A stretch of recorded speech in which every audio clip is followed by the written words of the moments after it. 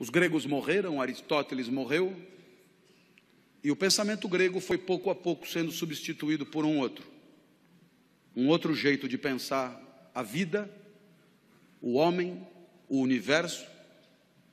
E esse outro jeito também tinha um grande líder, um grande mestre espiritual, chamado Jesus. Jesus nasceu em Nazaré, 350 anos depois de Aristóteles. Aristóteles, você sabe, era grego, estudou na academia de Platão. Jesus era judeu e se formou no judaísmo. Aristóteles tornou-se um subversivo na academia. Jesus tornou-se um subversivo no judaísmo. Jesus disse coisas que ninguém tinha dito antes. E Jesus, grande sábio que era, respondeu à nossa pergunta: o que a vida tem que ter para valer a pena? E a resposta de Jesus é impactante até hoje. Por mais que vivamos numa sociedade de cultura cristã, a resposta de Jesus, quando anunciada com clareza, produz extraordinário impacto nos espíritos de quem ouve. O filé mignon da vida, a vida que de fato vale a pena, é a vida assumidamente dedicada ao outro. Isso é absolutamente incrível, sobretudo para nós, acostumados a ouvir que o sucesso da nossa vida tem a ver com o nosso próprio ganho, com a nossa própria riqueza, com o nosso próprio conforto, com o nosso próprio poder. Jesus dirá mais ou menos o contrário. O filé mignon da vida, aquilo que fará de você um vivente feliz, é a entrega, é proporcionar, é alavancar, é permitir que o outro viva melhor do que viveria se você não existisse. É permitir que o outro sorria o sorriso que, se você não fosse, ele não sorriria. É permitir que o outro sinta a alegria que, se você não estivesse, ele não sentiria. E aí sim, você terá vivido vida boa, vida que valeu a pena. Lição de Jesus. Bem, os exemplos podem ir ao infinito. Basta que alguém que você ame fique doente, para que você gaste num único cheque tudo que tinha guardado para si. E aí você descobre rápido o que vale mesmo na hora de viver. A minha filha Natália é a mais nova dos meus filhos, tem 13 anos hoje. Quando tinha 4, foi acometida de gravíssima doença, rara no Ocidente. Síndrome de Kawasaki, um vírus letal. Funciona mais ou menos assim. Esse vírus só aparece em crianças de 4 a 6 anos. Esse vírus, se desincubar, mata a criança na hora. Mas tem uma vantagem. Se ele não desincubar por 2 anos, ele acaba morrendo. E a criança está definitivamente curada. 2 anos só. 2 anos esperando. Eu olhava para minha filha na UTI e eu me dizia: por que não troca? Eu fico no lugar. A vantagem é óbvia. Eu fico aqui e a criança fica livre disso. Como não estava dando certo, eu fiz proposta irrecusável. Pegue 20 crianças com isso. Ponha os 20 bichos em mim e liberte as 20 crianças. Agora a vantagem é mais do que óbvia. Não esqueça de pôr a minha filha no meio. Bem, pensando assim, eu aprendi coisas sobre mim. Coisas que eu não sabia. Eu aprendi que para mim a vida não era o bem de maior valor. Continuar vivo não era o mais importante. Porque se fosse o mais importante, eu não trocaria. Se fosse o mais importante, eu jamais faria aquela proposta. Então, naquele momento, eu aprendi que havia alguma coisa que valia mais do que continuar vivo. Eu aprendi, então, a maior lição de Jesus de Nazaré. A maior lição. O que mais vale na vida, o filé mignon da vida. Eu aprendi que o amor vale mais do que a própria vida. Por isso propunha a troca.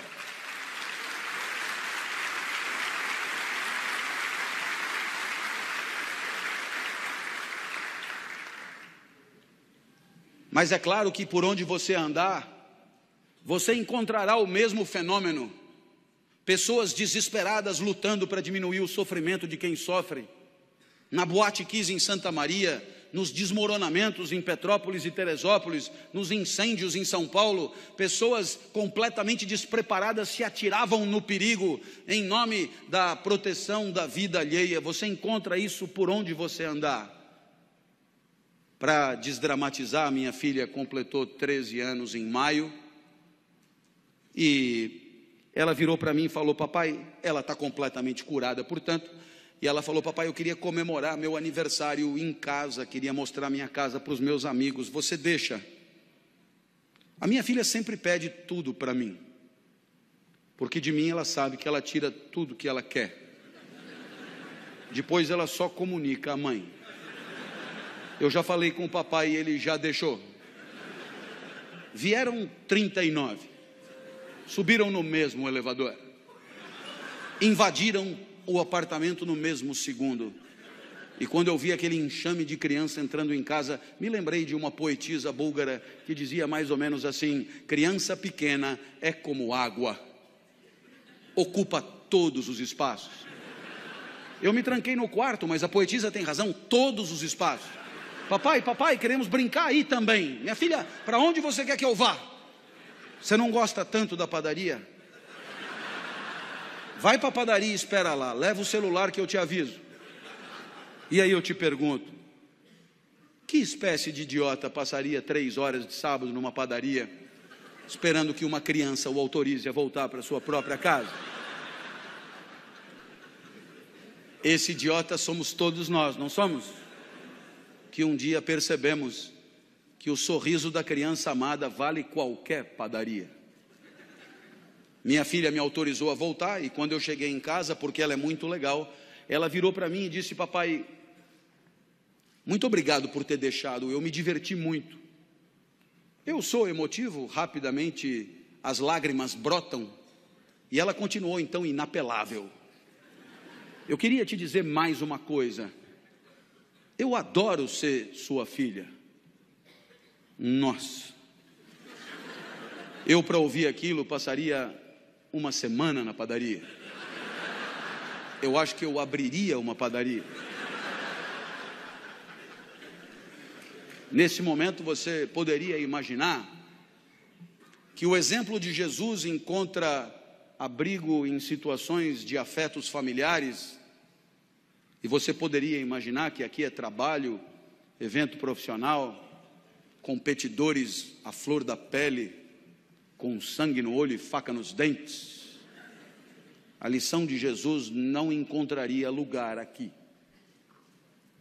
Eu tendo a discordar.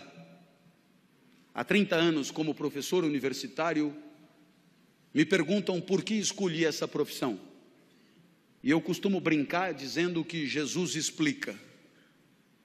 Porque se a vida boa é a vida dedicada aos outros, se o filé mignon da vida é a vida onde cada jaula e cada caloria é destinada a alegrar quem está na frente, se a vida boa é a vida em que o outro e o seu desabrochar são o maior valor, admita que a minha profissão é imbatível. Tudo é pelo aluno, é para o aluno, é em função do aluno. É o aluno que aprende, é o aluno que se forma, é o aluno que se capacita, é o aluno que se prepara, é o aluno que se posiciona no mercado, é o aluno que volta para você depois que está trabalhando para continuar estudando. Tudo é por ele, cada aula preparada, cada livro escrito, cada ensinamento dado é para que ele possa pensar melhor e viver melhor. Nada volta, nem salário tem. É evidente que é pelo aluno. Mas eu falo do professor a título de exemplo. Todas as demais profissões podem ser assim. Quando o médico volta para casa à tarde e às 4 da manhã é acordado, ao se levantar, ele talvez ganhe mais do que o professor, mas não é por causa disso que ele levanta. Nem ele, nem o dentista, nem o advogado, nem o psicólogo, nem ninguém. E aí eu costumo dizer, disse até uma vez num evento de mídia que depois na internet atravessou o país, que trabalhar é quebrar o galho de alguém. Trabalhar é quebrar o galho de alguém com conhecimento de causa. Trabalhar é quebrar o galho de alguém com formação. Trabalhar é quebrar o galho de alguém com método, com expertise, com protocolo. Mas trabalhar é, antes de tudo, quebrar o galho de alguém. Feliz daquele que consegue enxergar na alegria do outro o resultado das suas ações, do seu investimento, da sua dedicação e do seu empenho. E é evidente que alguém como você, que trabalha com um valor maior de felicidade, que é a segurança, é evidente que alguém como você tem claro no seu espírito que se você se empenha por progredir, por ampliar seus negócios, por servir ao maior número de pessoas, muito antes do que pensar no próprio enriquecimento, muito antes de pensar no próprio acúmulo de recursos, muito antes de pensar na própria fatia de mercado, muito antes de pensar em si, você sabe o quão bem você faz às pessoas que bateram a sua porta. Você sabe o quanto as pessoas confiaram em você para bater a sua porta. Você sabe o quanto as pessoas que não dominam o setor como você domina, confiaram em você para entregar a você a segurança daqueles que ela mais ama, seu maior tesouro, seu bem mais precioso. E você enxerga isso, entende a responsabilidade que é a sua, e sabe que a tua maior responsabilidade não está na simples ampliação dos teus negócios, mas está na proteção daqueles que acreditaram em você, na proteção daqueles que em situação de não defesa, de situação de insegurança, vieram bater a porta e confiaram nos serviços que oferecem. Portanto, você entende que só isso dará a você a dimensão do sentido do trabalho, o sorriso do outro, muitos outros, mas muitos outros, famílias inteiras, enorme quantidade de gente que sorri um pouco mais, por se sentir um pouco mais seguro. Aí está o sentido do seu trabalho. O resto é tabela, números, gráficos, de frieza impiedosa, e que pouco ou nada justificariam o seu empenho extra, a sua dedicação extra, porque é exatamente olhando no olho daqueles que confiam em você, que você se sente importante, e não contribuindo com números frios e porcentagens que nelas mesmas nada querem dizer. Essa é a lição de Jesus de Nazaré, até porque você um dia vai perceber que não precisa jantar 5 vezes na mesma noite, jante só 4, vai fazer bem para você, e você terá gente feliz do lado, gente que não ia comer, te fazendo companhia. Uma homenagem a Jesus, segundo o sábio do nosso encontro.